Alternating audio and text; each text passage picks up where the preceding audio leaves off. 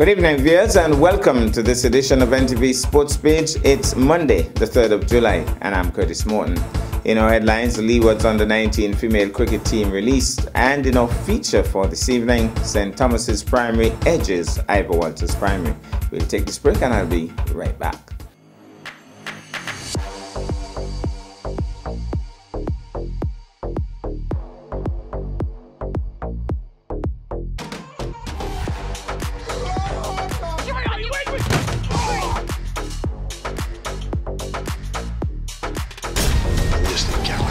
War between cats and dogs. What is this place?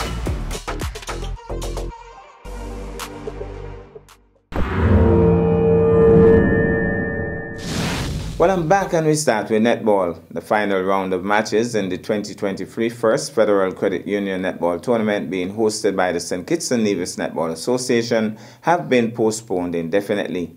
Due to the inclement weather, the semi-final encounters previously slated for Thursday the 29th June were not played, and so the grand final set for Saturday 1st July will also have to be rescheduled. It is understood that new dates for the semi-finals and finals will be scheduled shortly.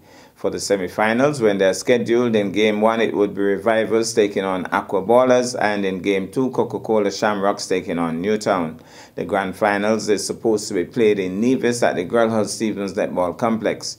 And in Game 1 it will be the losers of the first game, and then in Game 2 the winners from the semis will lock horns. Now to cricket, the Leeward Islands selection panel has released the names of the individuals to represent the Leeward Islands in the upcoming West Indies Regional Under-19 Female Cricket Championship. The team will be captained by Jazara Claxton of St. Kitts. The full squad: Jazara Claxton, captain, St. Kitts; Cheyan Moses, vice-captain, Antigua; Sarah Gandio, Nevis; Kimberly Anthony, Antigua; Courtney Brown, Antigua; Shiana Wallace, Antigua; Ruchira Daly, Antigua; Jay Kazanik Hodge, St. Kitts; Alia Weeks, St. Kitts; Lianga Warner, St. Kitts; Lakshmi Cyril, St. Kitts; Gabriel Harilal, St. Kitts; Jada Collis, St. Kitts; and Bernicia Huggins, St. Kitts. The head coach is Percy Daniel, the assistant coach is Sanelda Willett, and the manager is Charlene Martin. Well, further afield, the two-time champions, the West Indies, will be absent from the Men's Cricket World Cup for the first time in their history after suffering a 7-wicket defeat against Brandon McMullins-inspired Scotland. The Windies, winners of the first two editions in 1975 and 1979, saw their dwindling hopes of making this year's tournament in India ended after crashing to a third successive qualifying defeat. Scotland, in contrast, remain on course to reach their 4th World Cup finals after claiming the first ever one-day victory over the West Indies in emphatic fashion. Scotland, 185 for free, cross 74 not out, McMullen 69, beat West Indies 181, holder 41, McMullen 3 for 32, Watt 2 for 25, and Scotland won by 7 wickets, leaving the West Indies and their fans in tears. We'll take this break and I'll be back with our feature for this evening.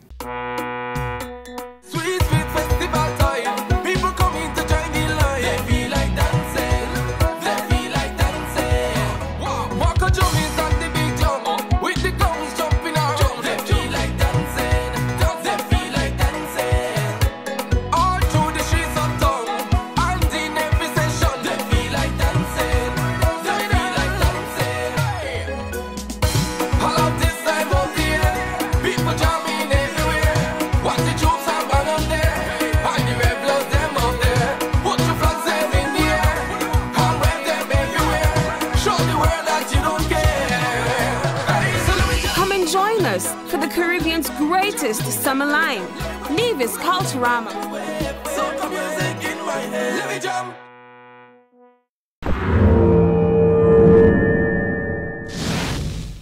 Well, I'm back, and tonight cricket is in the spotlight. The preliminary round of matches in the ongoing Runako Morton TDC Primary Schools Cricket Tournament continued at the Eat Willett Park on Thursday, 29 June. St. Thomas's Primary STPS faced off with the Ivor Walters Primary IWPS. IWPS batted first and got to a competitive 63 for 4 from the allotted 10 overs. STPS, on the back of an exciting 42 not out by Micaiah Hamilton, eventually overhauled the target in a nail-biting finish with just 2 balls to spare.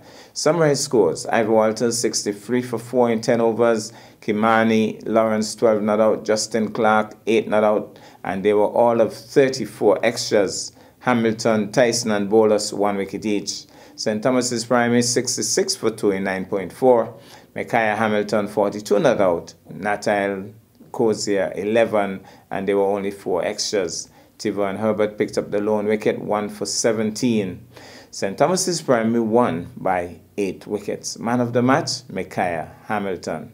Well, tonight we take in some of the action. Even the sun wants to see the finish of this game. The sun fighting its way back out. Not going to rain on the parade today. Not going to allow that. So the sun is out. We have 1 over remaining. 1 over remaining. 4 runs to get. So 4 runs to get. And that means the score is 60 for the loss of 2. Can they get those 4 runs to get to 64, which is the victory target? Well, we'll be looking very closely at this. New batsman in. And this field, Harvey is actually on the field, making sure that the field is set the way he wants it. So this is interesting. Exciting stuff here. I think it's Kimani bowls. He's getting it. Well, they were supposed to run for that, and they were frozen in their creases. The keeper and the fielder at mid-wicket just stood there. Hakeem Harvey is saying, look here, you need to run for those. 5 balls to get 4 runs. A dot ball, crucial one. First up, Derek Parry says run. That's a useful delivery. Tucks it into the onside. They're up. Well, one of them is running. He throws it away, and now they should be running. They're still not running. Well, it's another crucial dot. Derek Parry's on his feet. 4 runs required from 4 balls. Derek was relaxing all the time. Suddenly, Derek Parry's on his feet. He realizes that things are really jiggy now. 4 balls to get 4 runs. 4 balls to get... Oh, and he has accommodated by giving a wide. So 4 balls to get 3 runs. The St. Thomas's players right on the edge of the rope here. So 3 runs required from 4 balls. Moves in now to bowl. Hits it in the ear. Oh, the keeper didn't do well. They shouldn't have gotten a run there. 2 runs required. Derek Parry said run, and they were off and running. 2 runs required. Jasmine Charles has come out of the scorers area. Everybody's getting close to the boundary rope now. 2 runs required. 1 to tie, actually, based on my reckoning. So 1 to tie. Look at where that batsman is standing. Oh, he accommodates. He sits in the way. And it's gone for 4. Oh, St. Thomas's has won. St. Thomas's has won. Look at the celebration here. And that's the game. St. Thomas's has won. Relief all over. And with the man of the match for this particular game, came down to a really exciting one. First of all, what's your correct name? Micaiah Hamilton. Are you related by chance to Jama Hamilton, who lives in Anguilla? I don't know. Okay, you're not from Barnesgate? No. Okay, then you might not be. The game came right down to the wire. Were you a little nervous? Yes, because my teammate almost tried to make us lose. You thought he almost made you lose? Yeah. Okay. But you won in the end, and so it must be a good feeling winning your first, your second game or first game? Well, best is technically the second because the first match the school forfeit, so it's basically the first match. But yeah, okay. Well, congratulations, and you have one more game to go. What do you think can happen versus VOJ? I think we can win. We have the talent, but VOJ also have talent, so it will be a very exciting game. All right, congratulations and all the best. So here goes once more. Moves in now to bowl. And he's swinging this one into the onside. It goes over the head of the man at square leg. And the man at mid-wicket, and the man at square leg comes across and picks it up. One more to the total. Really latched on to that. That ends over number 1. So Derek Parry helping to get the field set. Nice to see him working with the school. His alma mater. New bowler punts into the offside. It goes down to long off. The bowler the mid-off, long off fielder comes in and fields well. And so it's going to be bowler from the far end bowls. He's on driving. That goes down towards mid-wicket. And they'll get another run. So overthrown. They should be looking for the other. Coach Harvey tell them to stay put. Could have been another one there. Playing it safe though. So here goes once more. Moves in now to bowl. That was well lined, but he hits it down towards mid-on, who misfields badly. And they are asked to go back for the second. And they held their creases. Very poor work by the two batsmen. Settled very early for 1.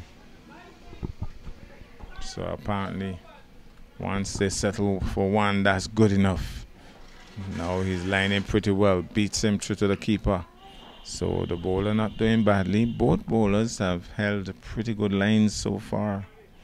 And their lengths have been pretty useful as well. So the batsman will settle once more. Here he goes. Moves in now to bowl. Outside the off stump, he strokes it into the offside, away from the bowler who has to go to his left. Again, they could have thought about a single there, but stuck in their creases once more. Here he goes. Moves in once more to bowl. That's down the leg side. That's a wide. Well, that's our package for this evening. I am Curtis Morton, reminding you that you can watch sports if you're not fit. But to play sports requires fitness, diligence, and sacrifice. Have a good night.